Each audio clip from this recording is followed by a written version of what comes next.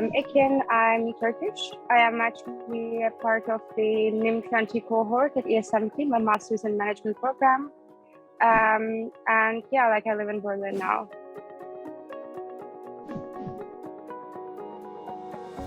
I did my undergrad in London at Bayes Business School, formerly called CAS.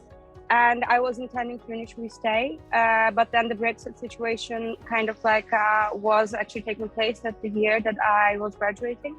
So it did a lot of complications, it caused a lot of complications, let's say, in the year. Therefore, for my next degree, I wanted to be in an environment where I know that I can have a stable future as a Turkish student, because I'm non-European. So Germany was a great option for me. I also come from a German-Turkish high school background, therefore I already knew German. And Berlin is a fantastic city, very dynamic, very lively, lots of interesting people to meet. I wanted the environment to be as international, to match London in that way, and I would say that I definitely found that in Berlin. The MIM program is very extensive, and the focus is definitely not just the theory, or as you put it, not just sitting in the classroom. There are a lot of exchange possibilities for students to take on. Let it may be in Europe and also outside. A lot of the cohort friends are actually going to US, for instance, some to Denmark. So that's wide scale. And outside of that, of course, we have the SIP, the Social Impact Project, in the curriculum. It is a module in itself, in which that in the second year of the program, where we can do it remotely or on field, but we're working with an NGO, a not-for-profit organization, and we're providing pro bono consulting for a month. So ESMT is actually includes this program where we're completing this task in very exciting locations, being able to touch a lot of valuable projects that are, for example, if you were to stay where you are, you wouldn't really be aware of maybe. So it's actually a great push in that way. Frankly, ever since I started with with my degree at ESMT, one of the main things that really is just very clear is that it's a very practical school. It's not about just learning the theories of business and just discussing cases, which obviously is a very important part of it and which is covered also extensively. But it actually goes beyond, because it's a school that is founded by business. Therefore, you actually see it in every step of the program that there's a lot of hands-on experience that is very highly valued.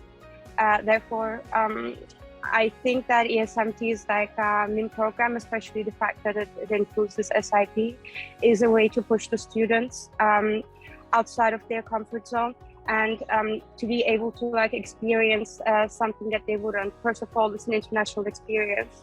We had, even in the classroom setting, we are actually the person next to you is 99% chances not from the same country as you're from, which makes the experience again unique in Berlin.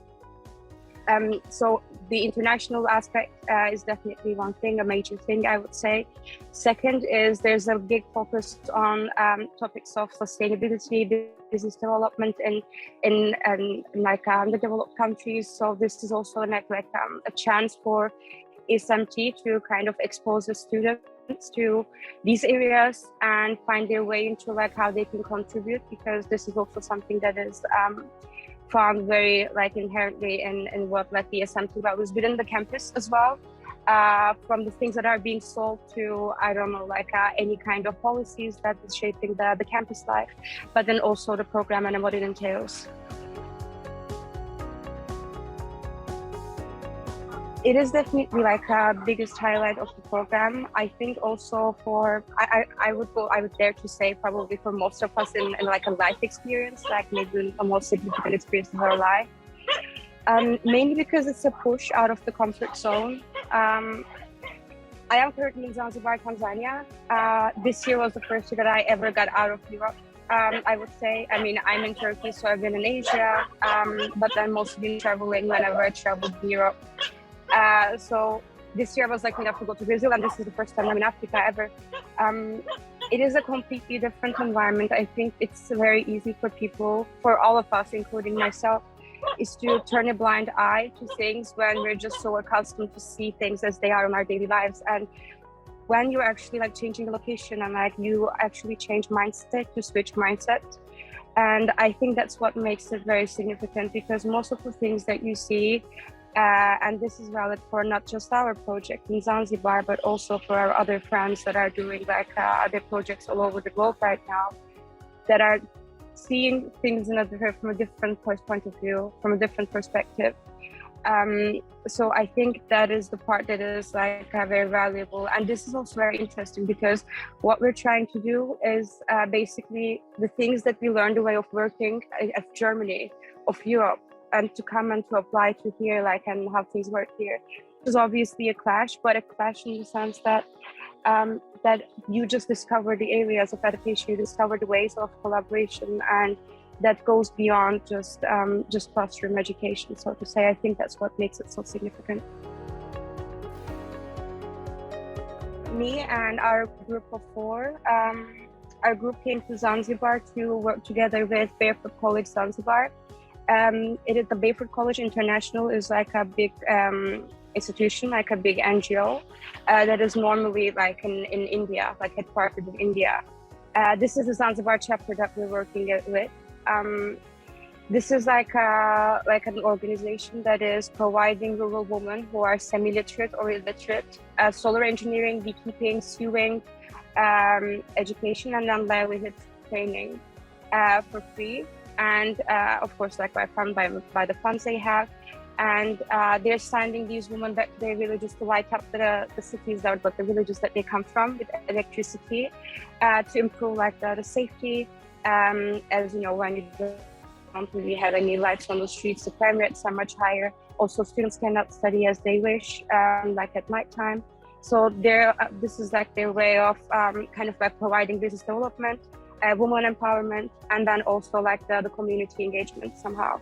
They actually are touching a lot of different initiatives. They're touching a lot of different points. It's like actually a lot of sustainability involved, a lot of economic development involved, and of course it's like women training women, because this is also like some sort of chain reaction that they work with. The women who are getting to this education are actually being trained to train the next generation that are coming. So it's actually an ongoing chain that is sort of educating the woman. And to be honest, we've been exposed to like the solar engineering bit, especially this is their highlight program, among many others. And they're learning, like when you think about it, it's like women who don't know how to read or like to write. They actually color code them. They can actually build these panels and build these they can maintain, they can repair, they know everything because they learn how to make everything from scratch. So when they're going and giving it to the community, it's like 50 bulbs per house, so per village, sorry. So they're implementing it, they're like installing it for free, and suddenly there's light in the village that they're from. And all of the maintenance, of course, and then the small monthly fees that are getting into these women's pockets. And then they become like a main income holder of like in their household, for instance. Well, me and my group, when we formed the group first, we were discovering what we could do, where we could go. We definitely didn't want to stay where we are. We wanted to be on field because remote work was also an option. And we were all very keen to work with women, particularly. And then when we came across the profile of this organization, we arranged a call. And the director, she joined the call with her daughter, like sitting there. And she explained all the things that they're doing. They're a very small team. The management team is only 7 people. They're doing quite a bit. And they already knew what they kind of wanted to do as the next step. And we like instantly clicked. I think about like the professional reasons. It's also just felt very humanly connected. So we just wanted to pursue this one here. And to be honest with you, it's also a heaven here. It's a paradise that we're in as well. So gorgeous place for anyone who would like to come to Zanzibar for any kind of like social project. Go for it.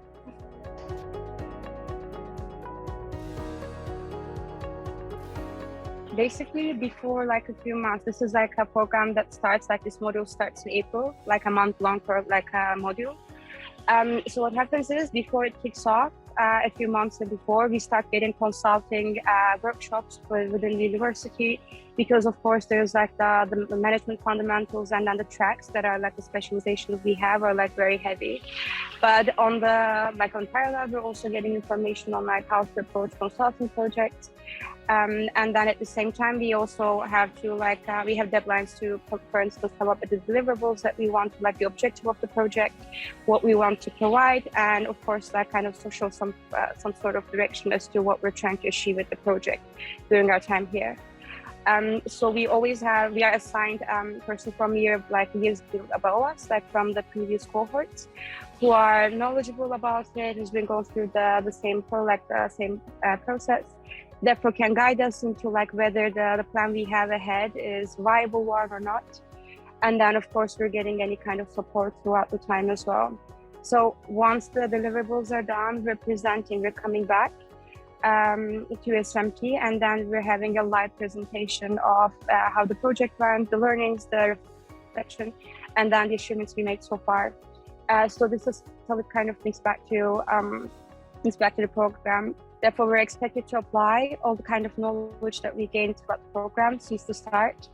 But in the meantime, kind of go through navigate through the environment here, and then also find middle grounds on things that does not necessarily is the ways of working that we're accustomed to, and then how we're achieving, how we're overcoming these. So it just it goes back to maybe having like a more international application, more socially impactful application of the teachings of university. We are 2 men and 2 women in the team. It's not just from initiative that came from the women in the team. We were actually all very excited to work with women in general. I was co-VP of events of Women in Leadership team, like Women Leadership Club in my university last year. So I already was very much involved and excited about being part of business development and economic development of women, particularly. But then it's also rest of the team just being very actively searching for this area. We actually had a lot of different conversations with different NGOs. It's just more that this one particularly had a lot of a very large number of women who are getting the train, and that's why we thought that the impact would be also very high, since they had a clear direction. So that's why actually all of the team wanted to take this direction. We actually had to change every plan, almost all of the plan that we initially had. I think there are quite a few learnings, but for me right now, I am convinced of the value we're trying to bring to the table in terms of some management skills, some basic skills that the team here, the management team, felt very dusty about, not been using it much in the past years.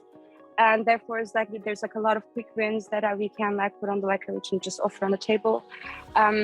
So my learnings are what I want to bring with me is just the connections that we make here to begin with.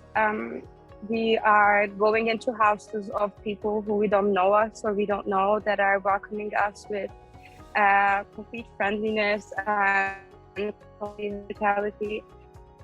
I have to bring home this kind of mindset when I'm hosting people as well. And I think also maybe, modesty, I would say, because there are so many different ways of living, and we're being exposed to some different types that isn't necessarily suitable in the way of living. I would just be mindful of that when pursuing my daily life back home. That's what I'd like to bring.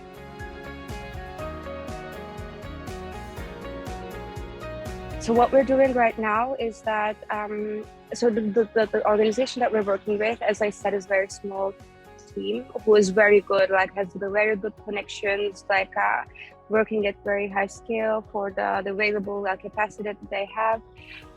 Yet there are some things that are like not very much in place in terms of project management, the program management. For instance, there's a lot of missing documentation, and there's like normally when you're working, for instance, you have standard operating procedures that makes it easy so that you don't have to replicate your efforts each and every time, and you have your KPIs, you're like monitoring how everything went after each and every application you make. So what we're doing basically is that they know very well how the operational part of things should be done. They're very good at that.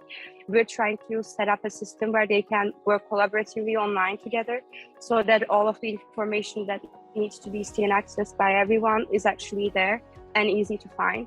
This is one thing. The second thing is that there's no real feedback system in place for all of the programs. So we're trying to incorporate all of this documentation with like a follow-up procedure that is going to assess the impact, the contribution of this organization to community on society level, like on social level, on society and giving back to community, but also on the environmental level, because a lot of these women, for instance, get educated on composting and like rain harvesting, so like a lot more green ways of doing their work to like get some income out of like beekeeping, for instance. So we also try to like implement a model to assess the impact on environment and sustainable practices that is very fundamental in this tropic environment here. What we realized in Zanzibar College, like the Baker College Zanzibar, is that the main bottleneck here was to get the funding necessary.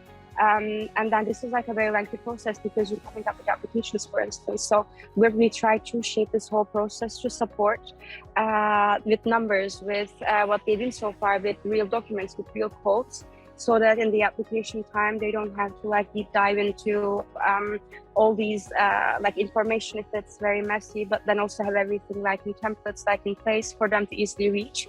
So that, you know, a more systematic approach that they can keep track of everything and then, you know, leverage this by reporting to get the funding in time without like much effort. I think this has been like most insightful in the theory versus practicality aspect, because I think now I believe that like this experience is definitely contributing to my capacity to ask the right questions, so to say. This might be just this might sound like a consulting skill on its own, but it's not just that. I think it's also, you know, like this need or this requirement to dig deeper into like from the obvious, like moving from the obvious to hidden. So I think that's what I would say that like is going to change from now on. That not taking things as their face value and then maybe like, you know, digging deeper to see actual reasons, actual causal reasons, relationships.